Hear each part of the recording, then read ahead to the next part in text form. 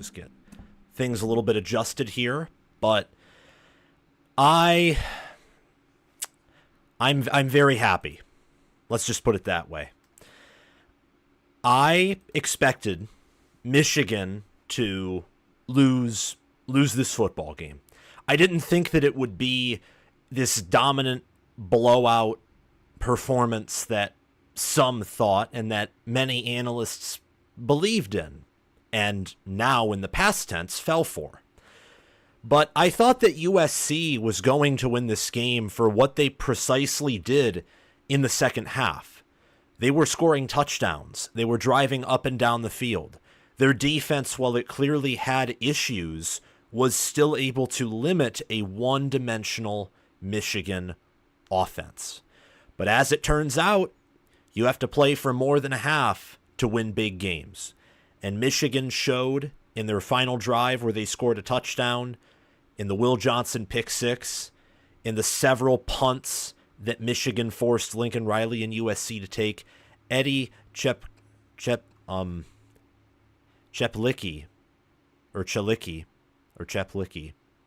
I don't know how to say his name. 7 punts on the day. He punted for over 50 yards per attempt. He's a good punter. USC has good special teams.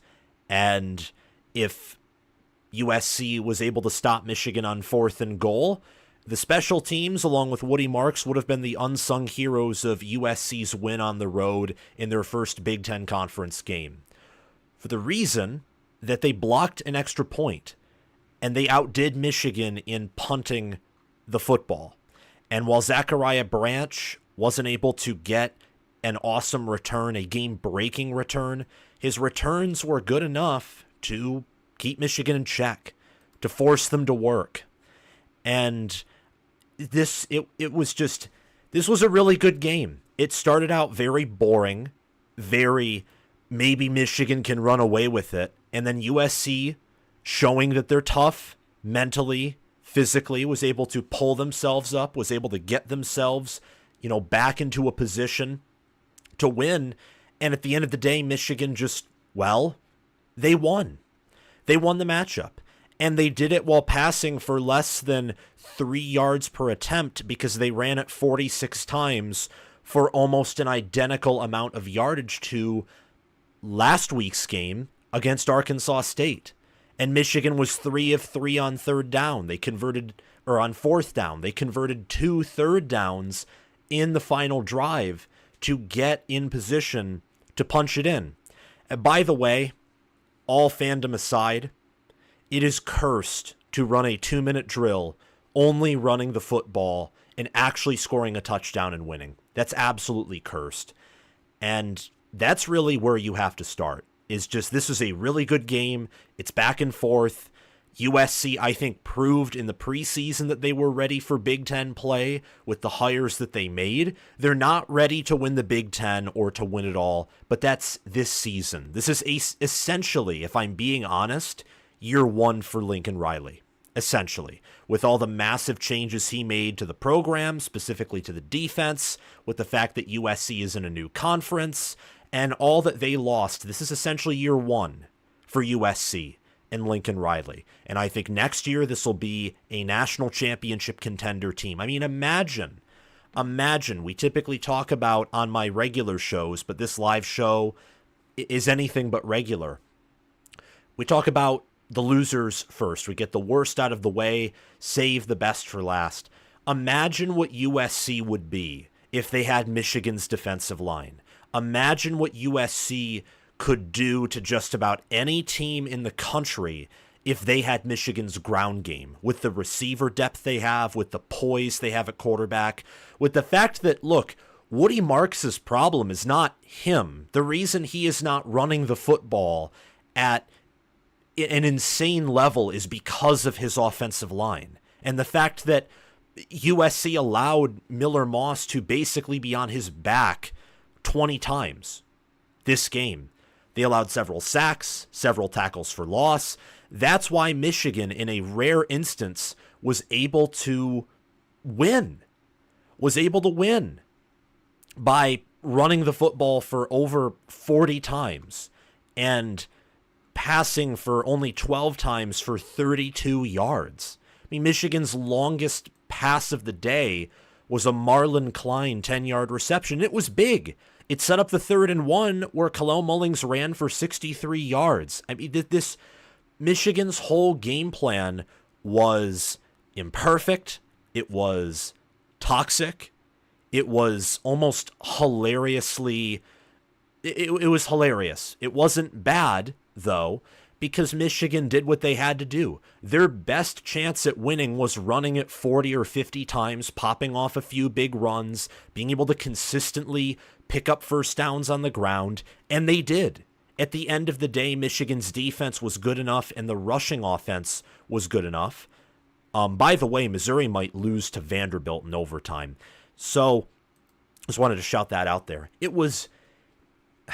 From a Michigan fan standpoint, I had several heart attacks, but it was also just satisfying to see because I wasn't expecting Michigan to win this game. I said on the 4th and goal that Michigan wasn't going to punch it in. And they did. They did. They had 11 people, all knew that they were good. Everyone knew except for maybe some people watching the television, like me in the back of my head thinking, I hope Kirk Campbell doesn't call a dumb pass play. But they just ran it up the middle. With Mullings, with Brycen making a key block, with the offensive line doing what they have done for now the past 8 quarters and holding their own. It was incredible. So that's that, and I'm going to go into more of this game. If you guys have questions, if you have super chats that you want to hit me with, we'll talk about USC. We'll talk about Michigan. We're just going to be on here to talk about this because it's a big game, a big result. It deserves an instant reaction. And also, please just make sure to... Oh, that was the wrong one, but I don't think anyone cares at this point. Make sure to like the video. Make sure to subscribe to the channel. Make sure to click the notification bell like this thing that I'm dragging around here says to do. Thank you. It means a lot to like, share, subscribe, hit the bell, shoot me some super chats so that I can be, answering questions from you all. We can have a really good time here. But 27-24. Wow. That was, I think that in mentioning Michigan's trench advantage, which was quite obvious, their running back room, which was obvious, the tight end depth, Marlon Klein making that play, just powering through, underrated. The big house played a factor with the false starts, with the offensive line, the crowd noise. I mean, Michigan was consistently hitting 100 decibels. Pretty loud. Not the loudest stadium in the country, but Michigan Stadium is far from quiet when its fans are active. And I think USC's reasons for winning this game also hit. Miller Moss and his wide receiver core. Makai Lemon got hurt. Lake McCree got hurt. I think Jacoby Lane got banged up. They still were passing the football and finding weak points. And they were passing it around to like 8 or more different wide receivers, tight ends, running backs. And also USC had the special teams advantage. They did. They outpunted Michigan. They didn't muff their punt, even though Samaj Morgan made up for that. And they blocked an extra point. The only thing I got wrong in this game, funny enough, was the score, that Michigan won instead of USC. And really what, I don't think I underestimated it because Michigan had shown an inability to score touchdowns on offense. Michigan didn't kick any field goals. They scored a defensive touchdown and 3 offensive touchdowns, all rushing. I honestly did not expect to see Donovan Edwards and Kalel Mullings break as many big runs as they did. And USC's defense and USC as a football team, they're good. Seriously, they're good. However, they have clear limitations. They are not elite at tackling. They are not totally gap sound. And the reason for their struggles on defense, well, is because you can't fix what's broken in year one. Just ask Jim Knowles at Ohio State, who inherited a far better defense than what D'Anton Lynn inherited at USC. You look at, like, let me show you guys this. Here we are. So up on the screen, you can see Michigan 27, USC 24. Look at this. Look at this right here. Win probability goes down. Michigan is controlling this game to this point because they had 2 long touchdown runs. This is when Michigan was just grounding and pounding. They were getting pressure on Miller Moss. He wasn't completing all of his throws, and he didn't for much of the game, not just because Michigan improved at coverage and really played their best game under Wink Martindale so far, but Miller Moss just had some misses. You saw the newness of him having his first road start, and also the fact that I don't think that he's Caleb Williams. But maybe I'm not giving Michigan's defense enough credit. I mean, they played well. Miller Moss was a trooper, fought through a lot of adversity. It was 14-3 at the half. USC scored a touchdown. Michigan earned a pick 6. Michigan had a fumble recovery, again getting pressure on Moss, but Woody Marks, being, I would say, the number 1 hustler player of the game, stripped it out of Kenneth Grant's hands. USC got it back and scored a touchdown, and then USC recovered a Donovan Edwards fumble a few drives later. They scored a touchdown on a 3rd and long. And right here, 2nd and 11, you get the Marlon Klein 10-yard completion. You get the long run by Khalil Mullings. You get Khalil Mullings converting said first down. And then the 4th and goal touchdown to punch it in. Michigan had 322 total yards. USC had 379. The turnovers broke even. USC had 5 more first downs than Michigan.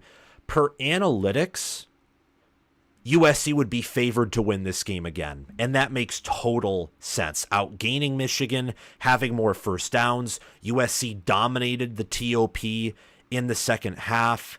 And you look at the box score. Miller Moss didn't have an amazing day, but 3 touchdowns, only 1 interception, which was a pick 6, 283 passing yards. Woody Marks at 100 rushing yards on 13 carries. Michigan, 46 carries, 290 yards. Khalil Mullings, by the way, the staff needs to name him running back number 1. They have to. He's much better, respectfully, than Donovan Edwards is. He could be, and I won't go this far, but he has that potential to be the Big Ten's best running back. With the amount of tackles that he's broken, with the burst that he has, the shiftiness, the vision, Tony Alford has done a phenomenal job coaching Khalil Mullings, and the staff is, I don't think they're using Donovan Edwards properly. And they didn't play a perfect game, coach a perfect game either, but neither did USC. And you look at penalties, USC 6 for 32, Michigan 3 for 25. I think there were some missed penalties that Michigan should have gotten called for, but that happens. It does. You're not going to have a completely clean game where, everyone gets penalized equally and everything's fair. That's honestly not how it works. It isn't. I mean, there have been games where Michigan has gotten a quote-unquote unfair short end of the stick. Doesn't matter. Not one bit.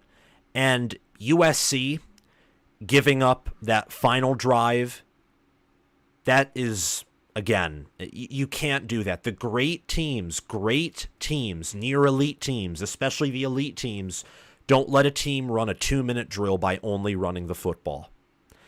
That's just nonsensical. I honestly could not believe what I was watching when Khalil Mullings broke all of those tackles on 3rd and 1, had a 63-yard rush, and he almost took it to the house. That was crazy. And you look at the fact that the turnover margin was even. Michigan ran for 6.3 yards per attempt. USC had that one long rush. Nothing else on the ground. Michigan was able to, sometimes they got stonewalled, but oftentimes they were able to get 3, 4, 5 yards per pop, and they had 3 big plays. Michigan's rushing offense, trench play overall, was way more consistent, infinitely more consistent than USC's trench play was.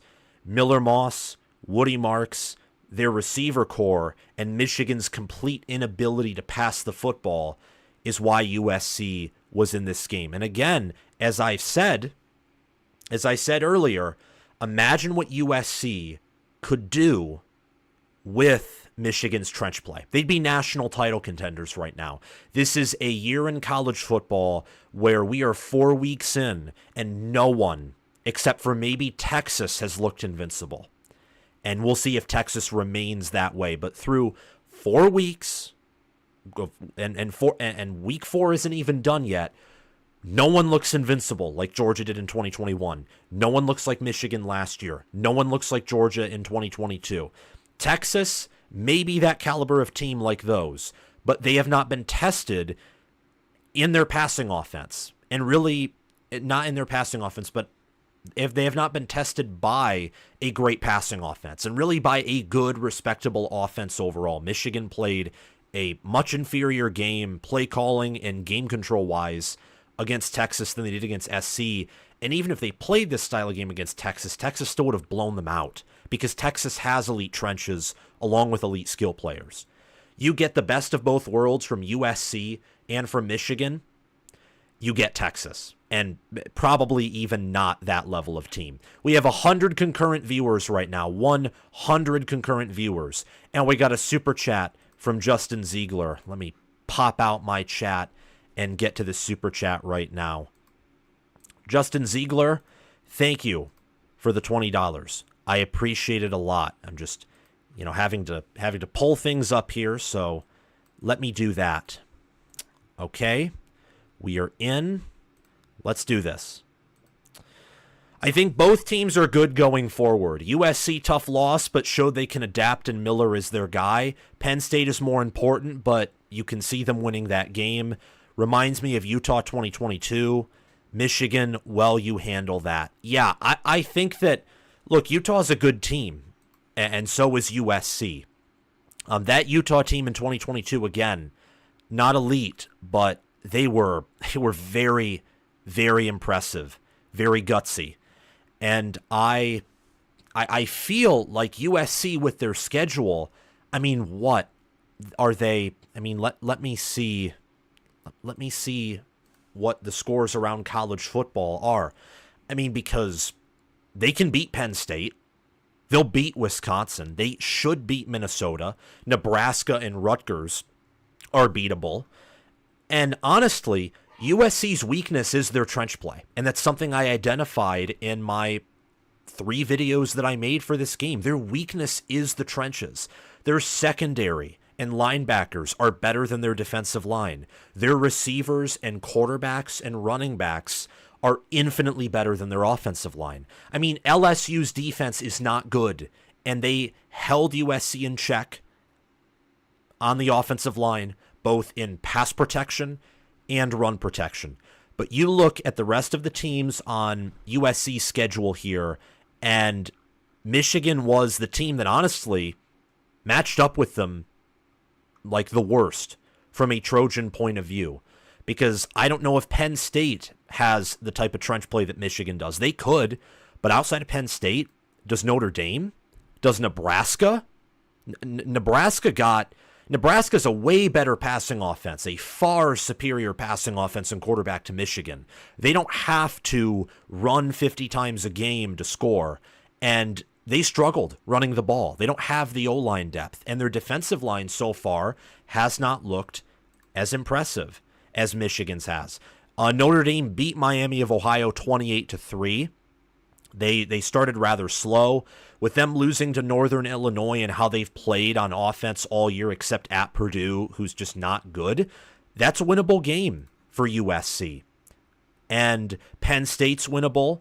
Washington, UCLA, Wisconsin, Minnesota, Maryland. I named several games that should at this point be auto wins. Penn State will be challenging. Rutgers could be challenging, but it's a late night game in the Coliseum. And if USC enters that game with only 1 or 2 losses, it's going to be buzzing in there. The fan base will still be engaged. This is a team who could go to the college football playoff, given their schedule. I don't know if they can win it all. Right now, certainly not, because I hate to tell you, if you're a Michigan fan, this team's still going 8-4, 9-3. They could go 10-2, but they're going to have to pass the football better. They're going to have to. Illinois and Indiana are on the road. Ohio State is Ohio State's not going to lose this way. I mean, you never know, rivalry game, and their run defense is not elite, and that showed up in this Marshall game, but come on. They can pass the ball. They can defend the pass. They can stop the run. They're just not number one in the country at it. And Oregon is like USC, but with competent trench play. And yeah, that would have beaten Michigan today. So thank you, Justin Ziegler, for that $20 super chat. And yeah, Chimichanga guy, it was a pretty gross game for the first half, but it got much better. I think that is the really big story here, is that it got ugly. It was totally Michigan's type of game at first, and then it kind of went to USC's style of game, where USC and Lincoln Riley were able to mix in some runs, keep Michigan honest. They were able to pass the ball. Miller Moss was making great throws, even under duress. I mean, he's a great quarterback. He showed you that when he fit it in between the zones, in between the safety and the corner, on the dime, on that 3rd and 16 touchdown pass. And that touchdown pass was to none other than Jacoby Lane. He showed you that. He's a great QB. This game is not on him. It's not on Woody Marks. It's not on the receivers. It's on things that, if I got to be honest with you, are right now outside of USC's control. The defense is the defense. If you thought this unit was going to be top 25 entering this year, and maybe they are, because they're pretty efficient at keeping opponents outside of the end zone, and they're pretty good at, trying to put their players in the best position to win. Their problem is they don't have the players to be elite. Alex Grinch ruined that defense, and I think USC's strength and conditioning, they made changes, so I'm not going to take shots at their strength and conditioning for this season, but for the prior 2 seasons, they conditioned themselves to be basically like Oklahoma under Riley. And you can't remove that. You can't stamp it out and replace it with something new all in 1 year. USC just needs to look at Josh Henson, their O-line coach. Outside of that, give everything more time entering year 2. The team's young. All of their starting receivers entering this year were true sophomores or even younger. Miller Moss has eligibility. The offensive line is very much new. There's just... USC's better than they were last year. Or at least they are better built to succeed in a league like the Big Ten or the SEC. I'm not going to say that Riley is overrated. I'm not going to say that USC played a horrible game today. I'm not going to do it. I'm also not going to say that Michigan's back to being, national title contenders or heck, even a Big Ten contender. You can't pass for less than 3 yards per attempt. And I don't want to be too critical here, and I don't think I am being too critical. Not one bit. It was a good game. It was a good win. Michigan gets Minnesota next week. They get Washington the week after. They should beat those teams, and Michigan, I think what you got to do is just earn momentum. Keep playing the way you have on defense. Keep pounding the rock. And there's a path to reach the college football playoff. It's all still in front of you. It all is.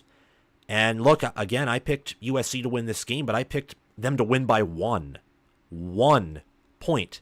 Because there is no way when you watch these teams played, when you looked at the talent on their rosters, how they were built, and the fact that it was going to be in the Big House, there's no way that USC was coming in and blowing out Michigan. That would have meant that USC is a top 5 elite team. A top 5 elite team doesn't struggle to run on LSU. They don't get blown up by an overrated LSU defense. They don't only score 27 points on a USC defense that is letting Ethan Garbers, quarterback from Nichols, and Lenoris Sellers catch them off guard through the air. That doesn't happen. Doesn't happen. So USC will come back a little bit down to earth. I think it'll be good for them, because this one loss doesn't define or ruin their season at all. Michigan is probably their worst matchup of the whole year, because it's a road team who has the best trench play outside of maybe Penn State that USC is going to be playing all year. They could go 11-1 and this be their only loss. They could go 10-2, lose to Michigan and Penn State.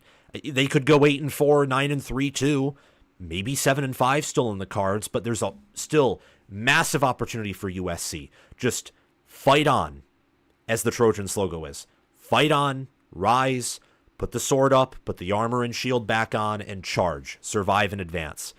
And as for Michigan, it's you got to find a way to get Alex Orji more experience passing the football. You have to. That's an absolute must. Wolvergeek, thank you for your third super chat of your tenure here, of being on my channel. It's more likely we go 9-3 or 10-2 instead of 8-4, given how the other games now look after the USC game. Only reason I said 8-4, 9-3, maybe 10-2. Take a look at Michigan's schedule here. Versus Minnesota, at Washington, then a bye. Probably 5-1. At Illinois, Illinois has a good passing offense. They have a good offensive line. Their defense, I would say right now, is better built for the Big Ten than USC, and it's on the road. And does Illinois get a bye before that game? They may. No, they don't, but they get Purdue at home, and depending on how that Purdue game goes, that could be like a half bye for Illinois. That'll be challenging. Michigan State at home, that could be challenging. Honestly, rivalry matchup, and it's before Oregon. Total look-ahead spot, could be a letdown spot after Illinois. That's a bad sandwich game. Then Oregon after Michigan State, on the road at Indiana, like October 19th through the end of the year, the final 6 games, the only auto win is going to be hosting Northwestern at home. Michigan State will likely be a win. I think Michigan beats at least one of Indiana or Illinois. But that leaves, like, honestly, like 7-5 is still in the cards, to be real.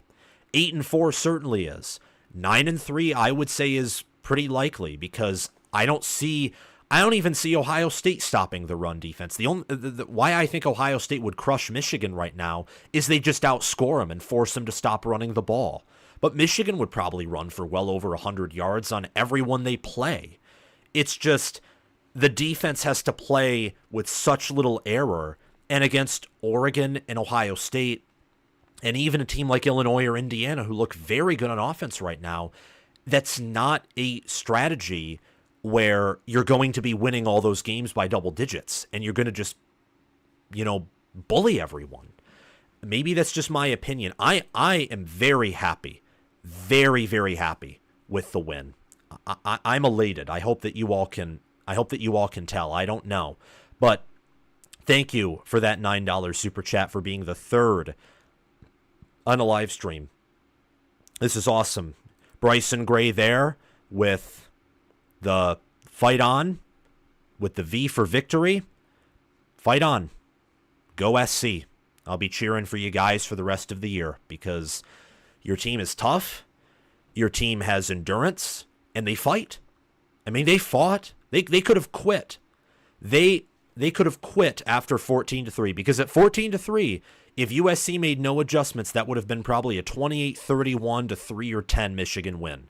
400 yards, 40 minutes of possession, cloud of dust. But USC and D'Anton Lynn didn't let that happen. So, good game for USC. Big win for Michigan. You get your momentum back. Honestly, the loss to Texas at this point, number 1 team in the country, you got to move on. The schedule, though, I will say, it looks tougher than I thought it was going to be in the preseason. Because USC, honestly, in my view, is exactly who I thought they were in the preseason, except their schedule is easier and their defense is slightly better. I think the offense is slightly worse, but that's better for USC. If you're USC, you'd prefer the offense to be worse, like even much worse than last year if your defense is much better. It allows you to be better built for the Big Ten Conference, because you still can get explosive plays on offense and you have a good quarterback. So you always have a chance. And over most Big Ten teams that, by the way, don't have a quarterback, you'll always be favored, and most of the time you'll win. But Illinois is top 25, at least in my book now. They were previously, and I thought that was a little bit of a stretch, but the way that they controlled Nebraska and outlasted them to the end is very impressive. They're a good team. Oregon is top 10. Ohio State's one of the best teams in the country.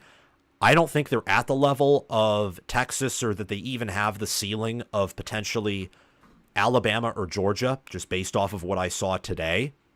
But again, 3 games in, Ohio State's played nobody, and you see the insane potential that they have. So they could be number 1. They could also be number 4. I think they're in that range there.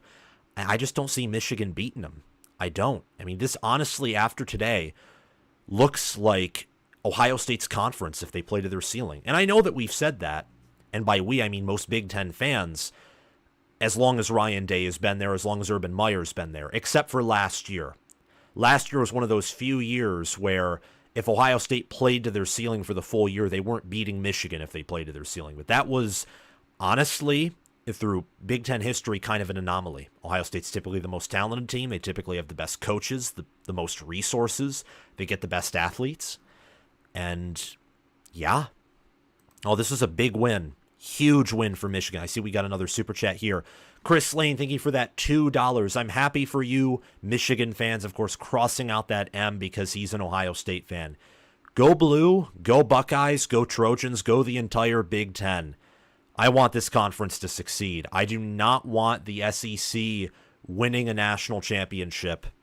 All respect to you SEC fans, after the Big Ten just won their first national title since 2014 last season.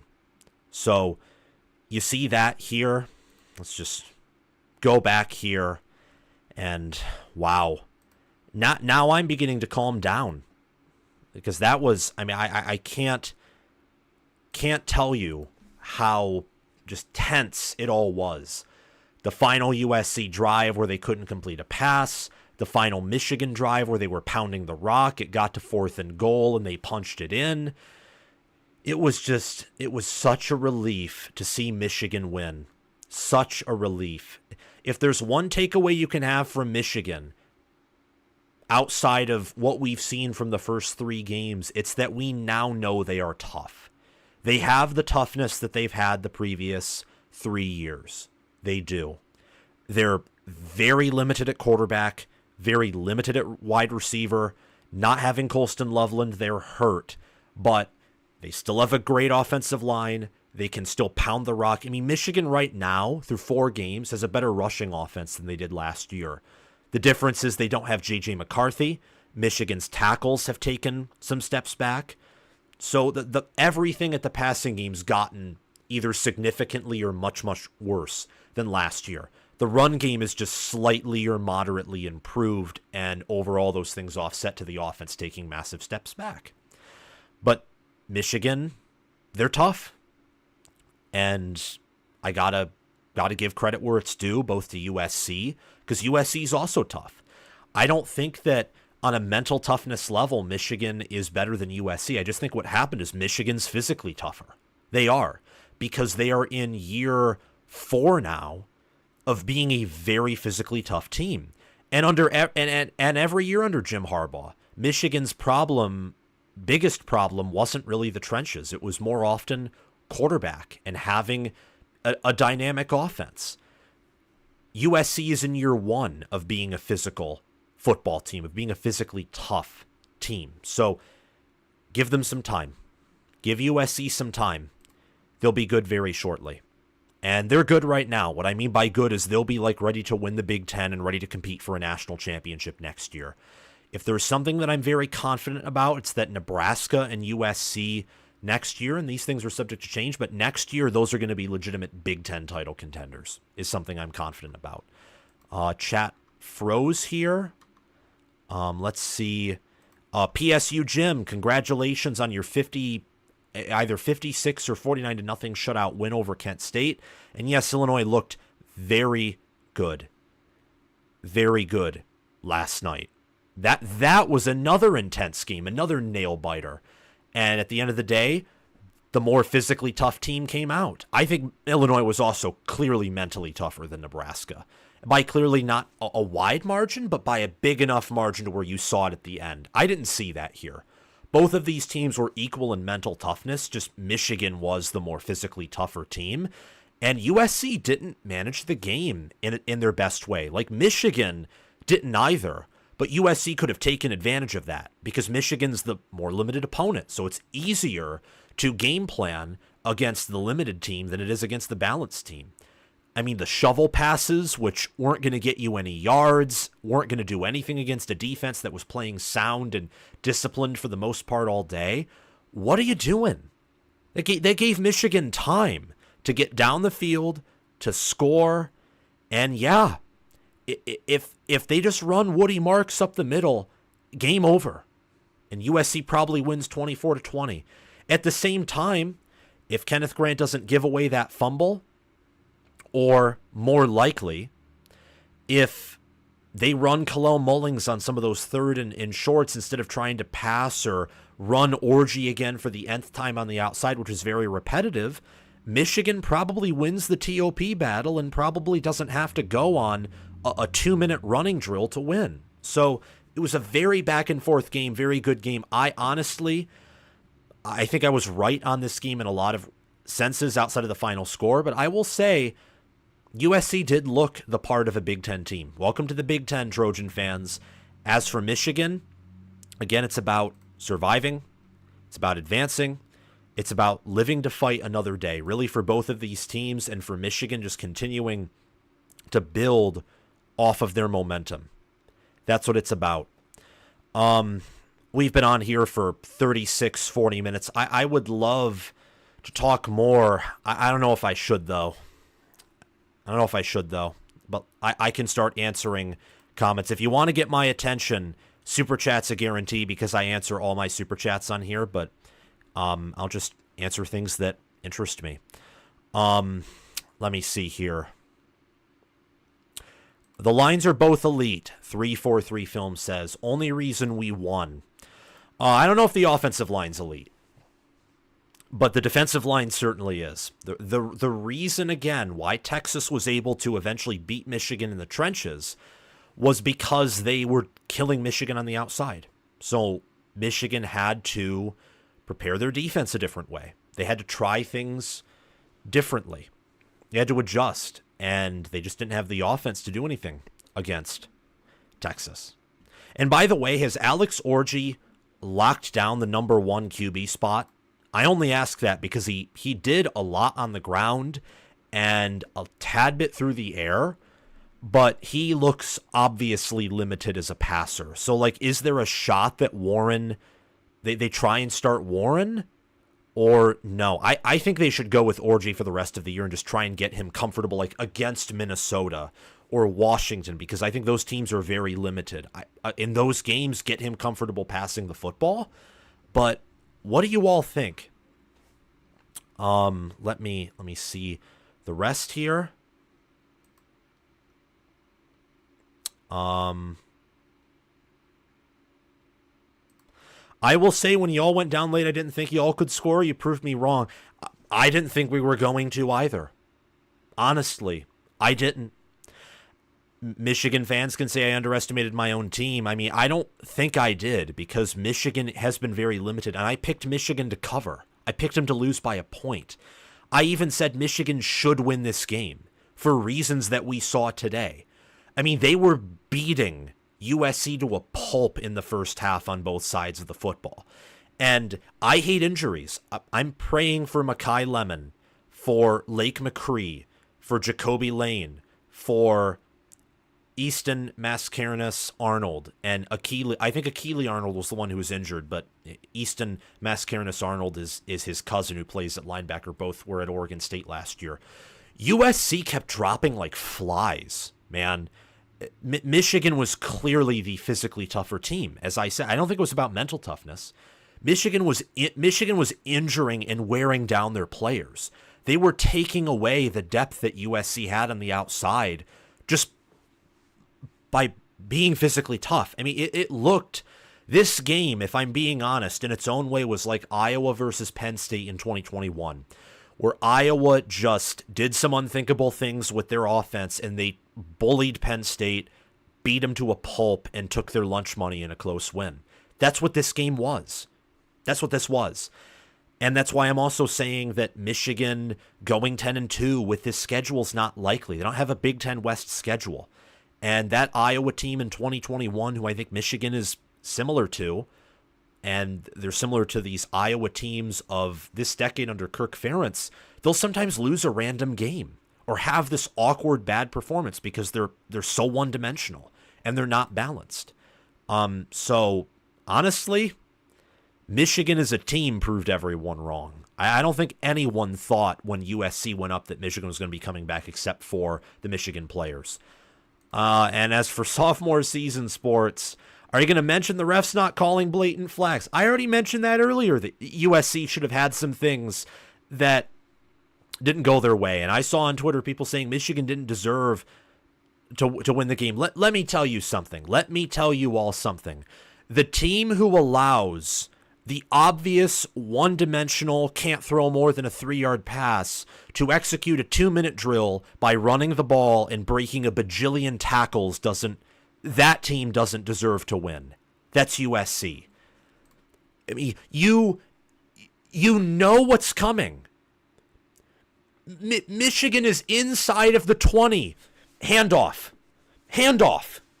A little pop pass, but outside of that, handoff. You know what's coming.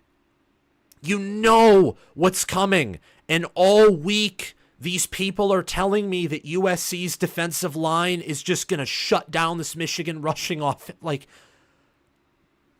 what did you see today?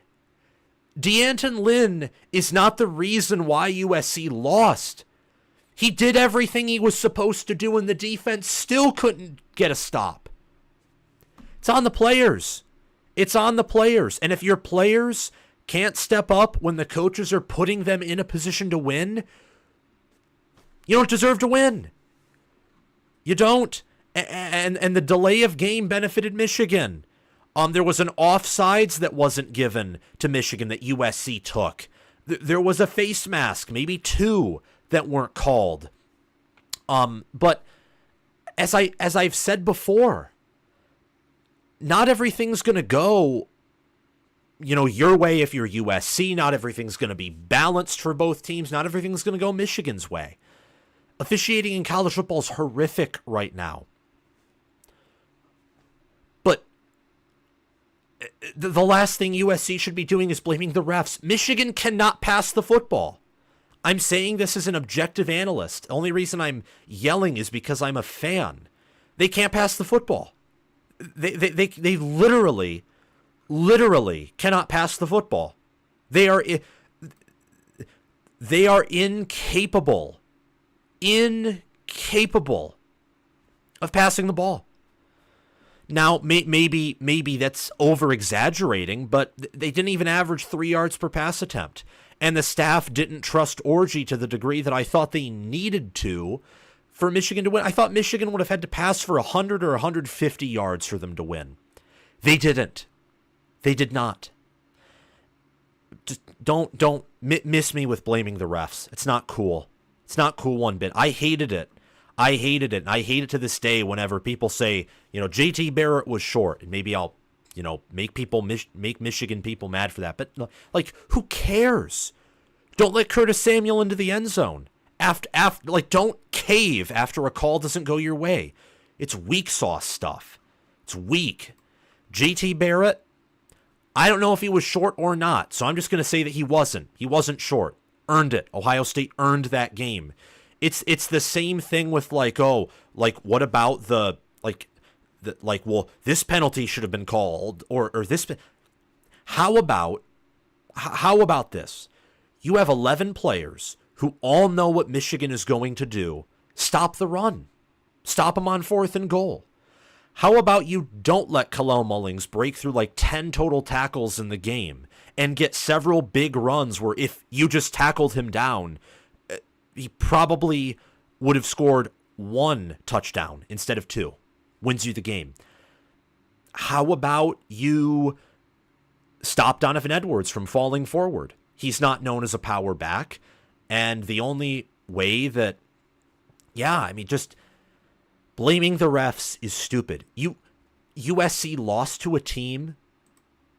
They lost to a team whose leading receiver had 1 catch for 10 yards. And I'm not going to be making fun of USC. The only reason I'm saying this is because you can't be blaming the refs. This whole thing like the refs cheated. No. And there's no Connor Stallions either, so don't bring that up. Get that away from here. Let me see. Exactly, Evie. Thank you. Everyone is dealing with bad and missed calls. Several in the South Carolina game against LSU. Several between Nebraska and Illinois. And Nebraska fans are talking about these refs are against us. There are some of the dumbest blown coverages and face masks that I watched in that game. Nebraska and USC, honestly, not the same thing. I know. But the from some members of those fan bases, not even the majority, just a USC fan in my chat and some Nebraska fans I saw, on Twitter, the blaming of the refs when you have the higher, like USC is a higher ceiling than Michigan. It's clear after this game. Like they could actually hang with a Georgia or Ohio State because of their QB play. They're more balanced. Therefore, they have a higher ceiling. Nebraska, I think, is a higher ceiling than Illinois. But Michigan and Illinois played to their ceiling. They had the better trench play. They were the more physically and or mentally tougher team. And if you have the higher ceiling and you let someone out physical you, don't be blaming the refs. Ask your players and coaching staff why they didn't win. Ask them that. Pick six too. Don't test Will Johnson with a screen when he had a pick six on like an identical screenplay in week 1. And when Michigan nearly got a pick against Texas on a screenplay in week 2. Like, just don't do that. Don't call screen passes to your tight end when Michigan's problem is discipline in the secondary, not speed at linebacker or secondary to tackle people at the line of scrimmage. Just, there are so many things I can point to USC's game plan and also Michigan's to where, like, you change that and Team A or Team B wins. It's just that simple. Lost Angels, thank you for the $5 super chat. The fact that people are whining about calls when Michigan's offense is only running the ball and no passing is wild. Yes, exactly. Exactly the point. It's like Michigan fans saying JT is short when your quarterback throws a pick six, throws a pick out of the end zone, which was on Jim Harbaugh in that game. That's exactly what it's like. Just take the L. Take the L. Again, if you're USC, this game honestly may not matter all that much. You could go 11-1. If you go 10-2 with the schedule you have, because Nebraska is respectable, Rutgers beat Virginia Tech and their schedule's easy, so they'll probably be ranked even if they don't deserve it. Notre Dame will probably be ranked. Michigan, if Michigan goes 9-3, 10-2, there's no shame in losing to them on the road. If they somehow, by an act of God, went 11-1 and Texas beats Georgia and won the SEC, you lost to one of the best teams in the country. You just looked like, well, 2023 Alabama Walmart edition in week 4. No shame. Not so ever. Just don't blame calls. I've said that to Michigan fans before. I've said it to Ohio State fans before. Do not come on this channel and blame the refs. That is just, it's pathetic is what it is. And PSU Jim is pretty cool. Yes, he is. Yeah, he's been on this channel before on my live shows and comments section. I do think Penn State fans are pretty cool, honestly. I mean, I went there. Let me just read PSU Jim's chat. By the way, Chris, thank you for that $2 super chat. And as for the Lost Angels, thank you for the $5 super chat. Yeah, I mean, when I went up to Beaver Stadium in 2021 and watched Michigan eke out a win, which kept their hopes for winning the Big Ten alive, and they beat Ohio State, Penn State fans were kind. I never got cussed out by any of them. And myself and some Penn State fans in the upper deck were actually talking some ball and talking about, like, well, here's why Michigan is losing this game when they were losing to Penn State, or here's why Penn State's losing. Like, what should the team be doing? We were talking genuine football. Lively, analytical, in-depth, smart, intelligent, high football IQ talk. And at PSU Jim says, Sam is right. If you face a one-dimensional team and still can't beat them, you deserve to lose. Reminded me of PSU Michigan last year, and Michigan didn't throw a pass in the second half. Bingo. And Michigan was risky coming up with this game plan. It was the smart game plan, but they could have called more Kalel Mullings runs up the middle. And that's what Michigan has to learn from this game. Kalel Mullings is your RB1. You can give him 25, 20 carries a game, and most games he'll get you 200 rushing yards. He will. The only teams that he may not rush for 200 yards against are Ohio State for certain, at least for 10 yards per carry. Maybe on 30 or 40 carries he could run for 200 yards against OSU, and maybe Illinois. Illinois did a pretty good job of getting pressure on Raiola and also of shutting down Nebraska's rushing attack, which with Dante Dowdle is, I'd say, pretty solid. But yeah, Penn State, last year they couldn't stop Michigan on the ground. They couldn't. And this game plan was concerning in part because, well, Michigan doesn't have the defense they did last year, which was one of the best defenses of modern college football history. They don't have that this year. They have holes in the secondary. I mean, today, Jair Hill and Amir Hall at times were still liabilities. Jayshon Barham and Ernest Hausman at linebacker aren't as good as Michael Barrett or Junior Colson, but they're all tough, and that's the good thing here. Amazing. Thank you for the $5 super chat. When you lose to a one-dimensional offense, it's really a testament of balls to just keep running the clock despite being stuffed in the second half. Yeah. I mean, Michigan is certainly one of the more stubborn teams in the country. You see that with Kirk Campbell's play calling and how some of the things he does obviously don't work. But I gotta confess, too, the fact that he's willing to run this much when his background is like spread and pass spread, like Penn State spread, is impressive. I mean, I gotta give him props for adapting and just running with what worked, at least on the final drive. Hopefully he continues to improve as an OC. And Wink Martindale called Michigan's best game of the entire season by a mile. Yes, there was that 3rd and 16 long bomb, yes. But USC is one of the best passing offenses that Michigan will face all season long. And there were let me go back here. Let me go back to this, to Michigan's victory. Let me show you something.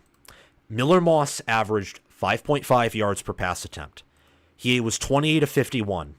He had 3 touchdowns and a pick. USC was 7 of 19 on 3rd down, 0 of 1 on 4th down. Most of those were passes to convert. Miller Moss had a 117. A Lincoln Riley quarterback had a 117 passer rating and didn't complete 55% of his passes, as you're seeing right here. Didn't do it. So Wink Martindale called a great game. Michigan was able to get pressure. Do I think Michigan's defense is like the nation's best? I don't know. Probably not, but we may never know because the offense is that limited. And the secondary does have some holes. I think Michigan's defense is a lot like Iowa's, probably with a better defensive line and more explosivity. Like they're going to get more pick sixes. They're going to get more sacks. They're probably like a better version of Iowa's defense. So I would say their defense, near elite. This game certainly restored my faith in the concept of Michigan having an elite defense or potentially the nation's best, but I still can't go there with some of the things that I saw against Texas and, Fresno State. And also the fact that, look, Georgia, their near loss to Kentucky was on their offense. Their defense looks way better than last year. Ohio State hasn't played anyone with a pulse. Their run defense, I'd say, is clearly worse than Michigan's, but their pass defense is better. Linebacker play, both have questions there. Penn State's defense faced Kent State. That's not saying much. We'll just have to see what all happens. And the fact that USF's about to take a lead on Miami, Florida is hilarious. Absolutely hilarious. Thank you all, by the way, for the super chats. It helps me invest in the channel. I put a lot of money into this channel. It makes it all worthwhile. And more importantly than that, the fact that we have, let me see here, 81 concurrent viewers and 40 likes, that makes this all worthwhile. Do y'all think I should do this after every Michigan game, after some Ohio State games too? Like, this channel has always been about Big Ten football, but I love the game. I love Michigan. You all know that because this.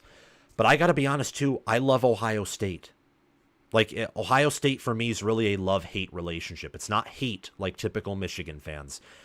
I have no reason whatsoever to dislike Day or to dislike Ohio State. I don't. Not one bit. Only when I think they're overrated or when they're playing Michigan do I not like them. And, like, I don't like any team that I feel is overrated. Like, like, the only team that I cheer for when I think they're overrated is my own team, Michigan. If I believe you're overrated, I want you to lose because I don't like false hype. I hate it. Chris Lane, $2 super chat. Any updates on Will Johnson? Let me check. Because that was another impressive thing. Michigan was able to do this without Will Johnson for the fourth quarter. Like, that was impressive. He was apparently set. Will Johnson is quote-unquote okay per this SportsIllustrated.com article. He was sent to the x-ray room. He took a brutal hit to the upper body. Oh, that was from Quinton Joyner. I think Quinton Joyner's hit sent him to the locker room. Johnson is okay. Sherwin Moore told the reporters after the game he could have played if needed. I actually think while maybe it was not good to not have him out there, the fact that Michigan was able to do what they did in the fourth quarter without him like being in there for a lot of it shows that this secondary room is growing and improving. I hope that he's okay. I'm praying for him just like with Lake McCree and Makai Lemon. I mean, you saw Lake McCree crying and Makai Lemon looked devastated. This game matters so much to these players. No matter who these players are, their attitude, their background, their circumstances, whether, they come from Belafonte in Ohio, which is very wealthy, or whether they come from like deep downtown Chicago or Detroit, whether they come from, like Cade Stover coming from the farm or coming out from the cornfields of Iowa. This game matters so much to these players. Like, I never, ever, ever, ever wish for injury on any player. Even the players that I don't like, because maybe I don't think they're, a good person, or I think they're very arrogant, or this, that. I don't wish for injury. This game just means so much to these players, many of whom are kids, many of whom at this point are younger than I am. I'm about to turn 22 this year, but reality is I'd be a junior, senior, maybe fifth year, sixth year player if I was somehow playing college football. And I wish that I could have, but I don't. But at least I get to report on it. At least I have that privilege to report on this wonderful game. Hopefully Loveland gets healthy too, and Will Johnson does. Orgy was tough today, taking big hits. And I hope USC gets healthy too. When does USC get a bye? Oh, they get a bye end of October. I mean, this upcoming stretch could be tough. Like USC, I'm more on the positive end with them because Wisconsin does not look good. Minnesota is kind of one-dimensional. Maryland doesn't look good. Rutgers has one-dimensionality. But the reality is USC, they could win out. They could also go 7-5 again. Like that's not unrealistic at all. They need to get healthy. They need to recover. Again, as I've said for seemingly the billionth time, they need to fight on. Fight on. If they do that, they'll be successful. Okay, we've been live for almost an hour here. I'm going to close out in these next few minutes. Yeah, Chimichanga Guy, longtime fan of the channel. I'm a fan of him. He has his own YouTube channel if you want to check it out. It's not sports related, but it's drumming related. I know most of you must be into drumming or music at some level. Big time Ohio State fan. He didn't look like he was limping or favoring any body part, just he felt ill and wasn't hurt. Okay, everyone's saying yes. I'm going to do that then. Like for Michigan and Ohio State games only, though. I can't live cover every team. I wish I could. I can't. I'm a one-man army who's getting help from Quinton McEnaney and also from Brycen Moore. Shout out to those two people for helping with graphic design on the channel for my cover arts. Those are the only people that are helping me out. Like, I'm basically a one-man army here, but I can tell you, for Michigan and Ohio State games, Corn Crazed, Corn Nation, Nebraska's a lot of Nebraska-specific channels, so I wouldn't go live after a Nebraska game unless it was, like, a huge game, that type of stuff, just to, like, you know, because this is honestly not just from an analyst perspective, and I do classify myself as an analyst, but you're hearing the fan part of me speak too, and I like it. I enjoy it. As long as I'm objective in every other thing, why not have a little bit of like a flip of the switch here? Let me see.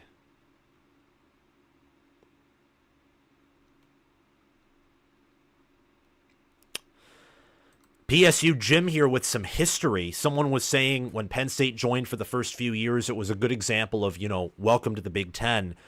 And PSU Jim here with some Big Ten history. Yeah, Penn State in the early 90s was really impressive. And they went undefeated in 94. They beat Michigan on the road, beat Ohio State. And Joe Paterno was a longtime advocate for the college football playoff. And, like, he helped spurn that whole process. He also initiated, I think, instant play review. Joe Pa did. He was a pioneer of many things in college football. And Chris Lane, thank you again for that $2 super chat. Thanks for being here. Go Bucks. See you soon. See you soon, Chris. And for all of you guys, I think I've said my piece. I'm gonna get to editing for tomorrow's games. That's what I'm gonna get editing to. Is for not tomorrow's games, but for tomorrow's videos. If you do want to support the channel, you can check out the link below in the description to my... Actually, let me see. I feel like the link may be a dud. I don't think it is, but let me see. The link to my Patreon page. Yup, it's a dud. That's probably why my Patreon page has not been all that active. But the link to my Patreon page, only if you do want to support... I was correct, by the way, on my Week 4 pick of picking Michigan to cover, not picking USC. I'm also, side note, never picking against Kyle Whittingham again. That was, I mean, they beat Oklahoma State on the road with their backup QB. That was just impressive. So I'm never picking against Kyle Whittingham again.